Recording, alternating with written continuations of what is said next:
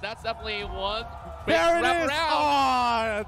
Okay, respect. Where are you guys? You need to come down here and be a part of the community. But let's go into the game where the first pick is about to be selected for the side of 10 Seconds Gaming. Helkert, Kimmy out of the picture. Xborg is going to be the pick. TODAK, Raphaelia, and Harith are out of the picture.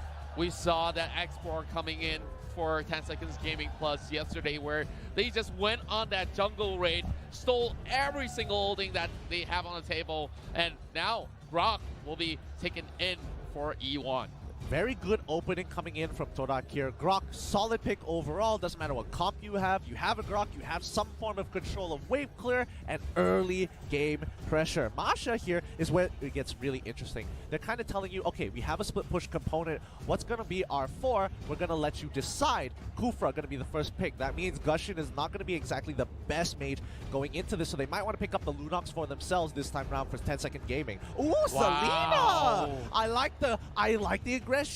50% win rate overall. It's a little risky, but you need a lot of mechanics to make it work. And speaking of risk here, 10 Seconds Gaming Plus only takes calculated risk. And we've seen these Selena before, just about yesterday on that game 2 where they managed to secure so many kills with that Abyssal Arrow landing the shots pretty much perfectly. And I would say TODAK definitely needs to look out for that. But Masha though, what do you feel about Masha as you see quite a lot of disruptive units heading in for the picks of 10 Seconds Gaming Plus? Can that Masha push effectively? I think Masha should be able to push pretty decently. She just has to be very aware, because once you know the presence of Selena is in the map, you can kind of tell, okay, she's going to go for early rotations, she's looking for early kills. I need my team to kind of help me communicate where she is all the time. The only problem I feel right now is that Selena could be put into that support position, and then that kind of opens up, oh no, wait a minute, that means they could still go for the Lunox if they wanted to. So that's kind of the trade-off here, not to mention that Kaja is still on the table.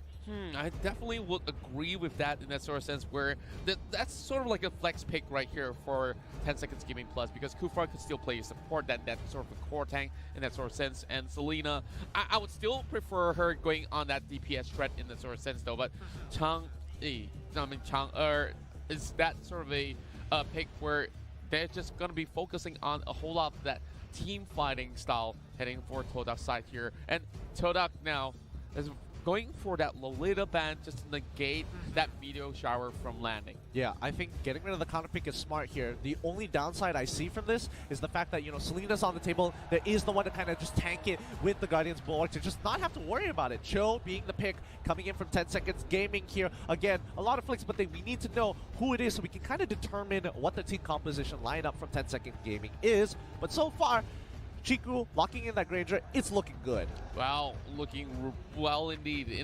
And that's going to be the Gato Kacha that we mentioned even before the draft even started, which means the side of 10 Seconds Gaming Plus does not have a marksman per se. Man, I'm not too sure what to feel about it, but there's enough DPS coming from Selena anyways. Well, I mean, they've seen, it's not like we haven't seen this before. Yesterday, they did the exact same thing against Axis Esports here. What's really interesting is that they have Selena to try and play that early game. They want to use Xborg as a replacement for the marksman. He's going to be running around with the 2 tanks as a 1-3-1 composition, with Selena sort of, you know, deviating and rotating between the lanes as much as they can. Now, coming into this, TODAK, their last pick is going to be the Valir, and this is what's really scary. Yes, he is good. One Abyssal Arrow, he's gone.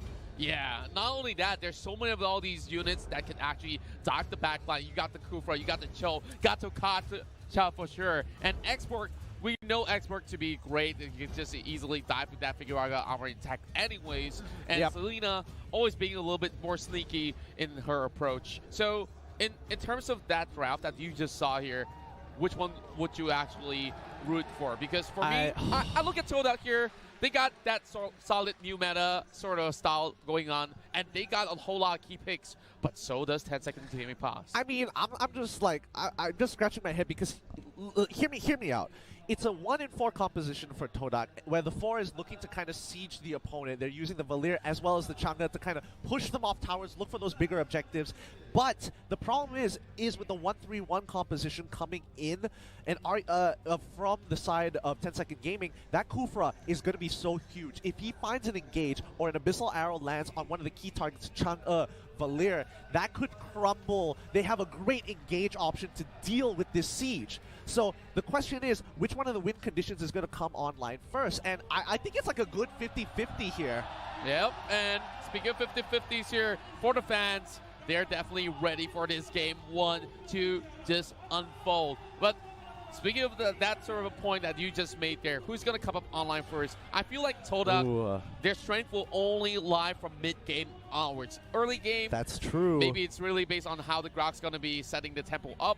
But after that, they really got to make sure that they set it up. And now, of course, this will be the 10 players on the field getting ready. Blue side, we have 10 seconds game plus. TODAK on the red. And let's talk about how they will pace themselves. You mentioned about that 1-3-1. And I think that to 10 seconds gaming as well as TODAK, they faced that before. They're not unfamiliar with that. And now we're about to hit towards that first game. Of course, just keeping you guys on your seat. So as we are. So get in. So game one here is just going to be sending one of these teams here on that sort of a nail biter. But there's just so much to win and so much more to lose as we head towards this first game between TODAK and 10 Seconds Gaming Plus. Yeah, this is going to be a head scratcher here because, again, all of these teams want to be on top, but they also have a lot of elements that allow them to counter your opponents. These first 3 minutes for TODAK are going to be so crucial. They just got to make sure that they don't really give advantages to 10 Seconds Gaming Plus because they have been really disciplined, and if they actually slip up one little bit of that tiny room of a window, 10 Seconds Gaming Plus will be able to punish them. And speaking of a punish, look at the health bars left on the side of E1 and X-Ray here, dealing blow for Obuyan pretty much early. Interesting to know that this Kufra has been holding on this solo lane for quite some time. Well, we see the Selena going in for some camps. Yeah, they want to make sure they want to punish the top side of the map. Looks like Chang'e is kind of forced to wait this one out, but that means the top side with Chiku as well as Valir will be able to defend themselves if a dive is imminent. Level 4 is probably when they want to set that up, but the pressure that's going to be coming out of them is going to be tough. Well, Chiku here have to give way. They know that if he stays under that tower, he will be taken down. 4 members through to try to secure the first tower of the game. But here comes E1 as well as Nenas, and Nenas getting knocked right over the wall. Flicker being popped there, and look at the damage over to Mimo. He walks away alive. This is actually genius. I think TODAK were setting up for this quite well. They defend the bottom side while 10 Seconds Gaming were looking to get an early tower. TODAK, great defense coming in from the backside. Quick rotations. They got to keep this up. Chang'e already popping in the Meteor Shower. They're pulling back. They need to get out of here. Sure is so low. X-Ray is in trouble. He flickers on out of there. But the Blitzer, come here for X-Ray. 1 HP. He's alive. He's pulling backwards. He needs to breathe. Nobody has died just yet. First blood is still on the table. Close calculations. That could have been the Blaze inside, giving away first, but to 10 Seconds Gaming Plus. Now going for a little bit more jungle raids, as this is the signature playstyle for 10 Seconds Gaming. Papa here getting his first boots of the day, while TODAK, of course, will secure the first tower for 10 Seconds Gaming Plus, giving them a little bit of the lead, but TODAK opting to actually equalize with that turtle attempt. Yeah, they need to make sure they break the Firaga armor from Papa. Oh, Gadokacha coming in with Sky Guardian Avatar. He takes quite a bit of damage here. The backline, Papa's in trouble. But they gotta be careful. Obuyan just getting ready in the brush to collapse on them. They're gonna try and punish Papa here. Oh, speaking of a punishment, Shiku will be the guy who gets first blood in this series. Finally, first blood has been broken, but look at the gold difference from both of these sides. 10 Seconds Gaming, at least 500 gold, 600 gold ahead, but that might slowly change if TODAK is able to break that first turret. Well, TODAK is still looking to actually find a way to break down those objectives like you said, but Obuyan here opting to actually get him out. So right here, whoa, big dives coming from Tamibo. A little bit of a distance so for that Kufra to commit. Yeah, it looks like Moon did take the flicker instead of the sprint. He does not want to get caught. Ooh, quite a bit of damage here, but they're not going to commit onto the Grok. They're just going to continue to the bottom side. Obuyan's in trouble. He takes quite a bit of damage. He's by himself. The Death Sonata. Chiku gets a nice kill with the turtle buff. This is the first time I'm seeing mistakes coming out from the side of 10 Seconds Gaming Plus, and that was that sort of rotation where they don't really have any information by the corner of the river, as now TODAK walking to a trap. Wall charge won't be able to take him down for now. Yeah, that's going to chunk them out. They're going to trade their bottom lane for the top side. Again, remember, 10 Seconds Gaming, despite them giving kills, they're still pretty even in terms of the gold, and they still haven't broken the top side. Whoa, Flicker coming out from the Grok, and Obuyan has already got himself a little bit of backup, so they will possibly hold on for this for a little longer as we look into some of all these spells here. We do have Arrival on Obuyan. Usually we do see Flickers heading into some pick for a Kufra, but instead, this is something that's definitely different where they could easily go in for the teleportation to save other lanes. Yeah, and I think right now the utility of the battle spells coming in from 10 Second Gaming is just so important here. X-Ray is going to get that first initial destruction. Obuyan following like how that Filipino finals were happening out, trying to push the siege turret away with the Wrath. X-Ray might be in trouble, forces out the Flicker. Top side is where the next fight is about there, but Sure goes down, revitalizes a little too late. Chiku with the Rondo goes forward, and he doesn't exactly get that last couple of hits to ensure the crit, but they should be able to secure Turtle. I just love how the tempo is being set right here, and now Flicker has been popped by Tomimo. Which means there is nowhere to run, no escape whatsoever. One more kill headed towards the side of TODAK, and wow, 3-0. This is so much of all these noise coming from the fans as they are performing out in mind. Oh, Chiku, one more kill. That turtle buff is just making him an absolute beast. Whoa, 5. I was just talking about 3 kills out of nowhere. It has all stacked up. Now TODAK here, 15k versus 13k. Yeah. As we will see one more fall. There it goes, counter into the fight. But it's a 4v1. Outlasted, but X-Ray has tanked it all. Okay. I mean, look at how the map is being played. Tier 2 is being caught on the other side. It's 0-6, but again, they're even in turrets. And finally, TODAK have developed a lead for themselves. It's been a while, but now TODAK might actually be able to start ramping up into this game. Yeah, and this is where things get a little bit out of control. But 10 Seconds Gaming Plus, I do believe that they could stall this out for a little bit longer, and eventually Papa might get those right items in, as he still doesn't have that sort of tankiness to actually front the battle. And look at the gold graph here, slowly sliding in towards the side of TODAK, and now 3k gold lead, you can close it out with one good fight. Yeah, and Ninas just bought his Ice Queen's wand as well, so if 10 Seconds Gaming are looking for those big engages, Obuyan needs to land it on top of both Chiku as well as Ninas to make it 100% effective, or maybe even Moon if he gets lucky. Yeah, and now I'm not too sure how lucky could they really get though, and you're facing off the best of Japan, and TODAK here, 1 versus 1 won't change it. Oh! Chico is so nasty. He didn't need any help. Somebody clip that. That was absolutely insane. Both sides playing at the top of their game there, but Chico survives with 1 HP thanks to the invulnerability of the Death Sonata every single shot. And that was the critical pull right there. I wouldn't have thought. I thought it takes 2 more auto attacks coming from the Granger, but 1 shot was all it takes. And of course, that's what they get here. 10 Seconds Gaming Plus already losing all too much, and Sure here overcommitting to that fight. That's not going to be able to actually do all too much. No shower has been utilized by Moon, but now TODAK will be pushing in from all directions except for the bottom lane. Yeah, and right now, Ninas, he's playing in the backline. Every single time they go for an initial engage, he's just peeling off the tanks like, hey, we don't want you to get overwhelmed. We have like a little bit of a barrier, a little bit of a circle of safety that you need to be in. As long as they stay in range and Ninas does his job, he will find another one. He might actually get it. Oh, Tomemo is actually going out of here. Papa in the backline, Chico's in trouble. He goes down after the last insanity, peeled him up. Sure is taking quite a bit of damage, but Ninas, he's on the opposite side. He needs to be with his team to protect them. He's doing a lot of damage to Obuyan, but it's not going to be enough. As they walk away, it's going to be a 1-0 trade. I just like how 10 Seconds Gaming Plus, they do know what's the max ranges hitting it towards the opponent's side. As we saw, they were actually trying to commit inside of the jungle. They did take down Chiku though, but they almost had Tomibo getting clipped out, and he had to flicker at the sort of max range as well. Yeah. And if he did not flicker, he would have died right there, right then. Exactly. And now, see, that's the thing. Nanas has to be aware. He's trying to keep away the priority target, which is Obuyan. But in situations like that, he kind of needs to peel back with the team, kind of slowly keep the distance, maintain it, but still deal enough damage to kind of splash it across. So if he's not efficient with his spells, that might net them the loss later on into the game.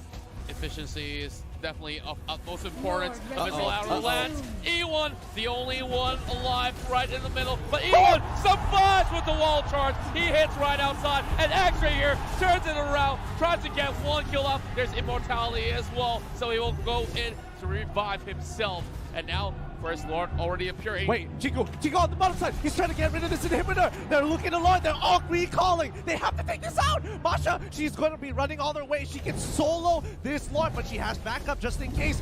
They pull a lot of pressure. Two people have gone to the bot side to take care of Chico here, but Lord is now in the hands of TODAK.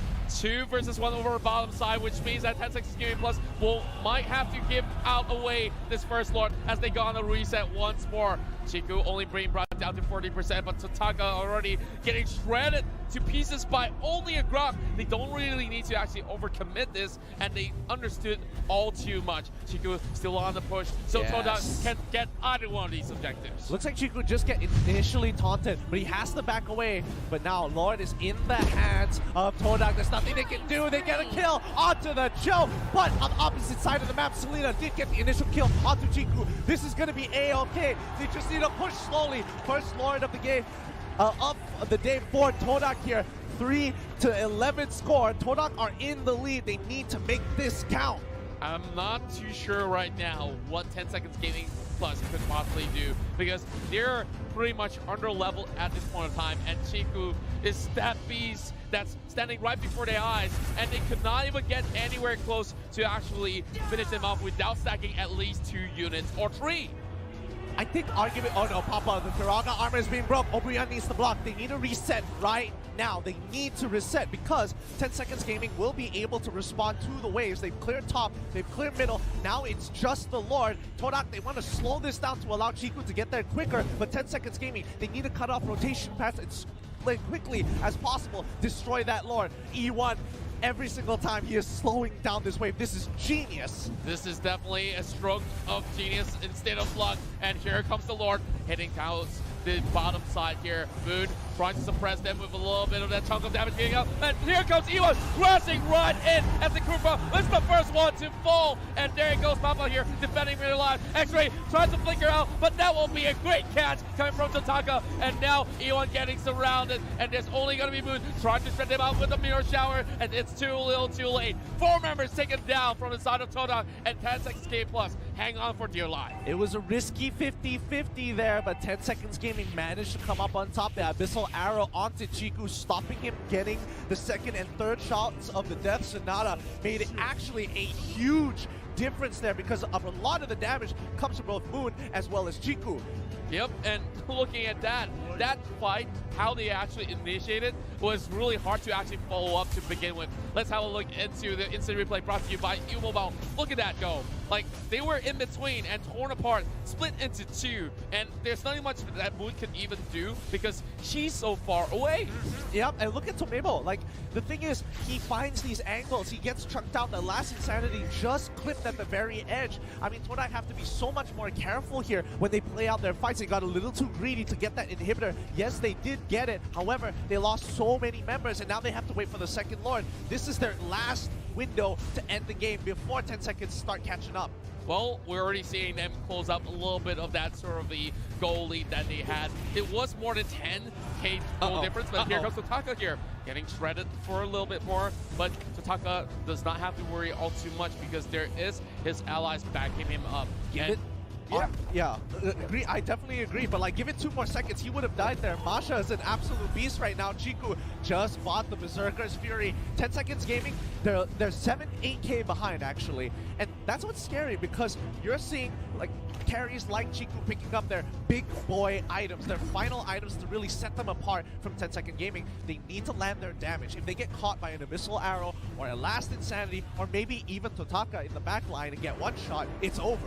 We've already seen Tomimo pulling off a lot of turnarounds and clutch moments throughout the entirety of the tournament. And now it's that late game where Selena, for some may say, it may not be as effective heading in towards early to mid game. But once those items are up, they're still pretty much lethal. And wow, Moon coming up with that meteor shower. Has already expended this, but Lord coming up within 22 seconds right here. They might just have to pick up this fight as we see the wall has been brought up. Chiku is in trouble. The back line is dead. Oh wait, they actually turned it around. They actually turned it around. Chiku's alive, and now they're gonna continue the fight. They might actually win this. TODAK is already in front of them. They get 2. They've got their initial kill. 2 kills again. They're gonna break Obuyan's spirit, break his immortality, and now they're looking to end this game. They are tearing down the Japanese side, and we saw them splitting half the map. That was a little bit way too much to actually handle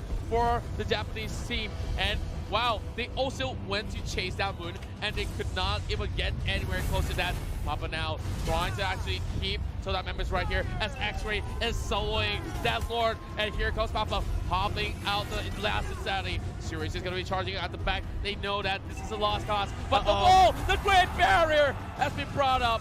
The immortality being bought there by Chang, and they have lost yet another Lord. Oh my goodness, I can feel the ground shaking as the crowd is getting ready for the end game here. TODAK 10K ahead. 10-second gaming. I mean, they're getting their final few items, but this 50-50 is going to be everything as Lord is going to be walking up to that crystal. Now looking at those items, I'm just fixating my eyes on Chiku because this guy here is possibly going to complete his very final item already in a span of 15 minutes. Yeah, Rose Gold Meteor. He needs to ensure he doesn't die. I'm surprised he didn't go for something like Immortality, but he's like, no, no, no. I just need a shield. I can outplay them. I don't need the safety of an Immortality. Yeah, he's definitely a little bit more bold. Yep, Chiku, as we speak of him, gets that Rose Gold Meteor, and to that have no other objective than to escort the Lord to finish off the game. Maybe break down the mid lane if they may, but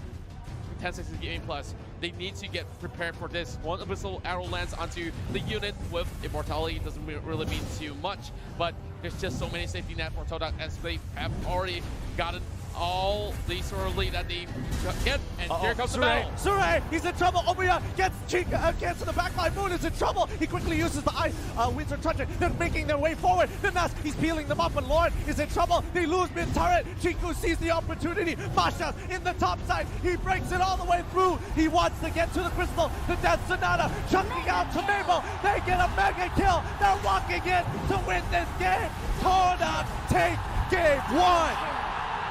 What a perfect finisher on the side of TODAK here, as they are 1 game away to head in towards the next round.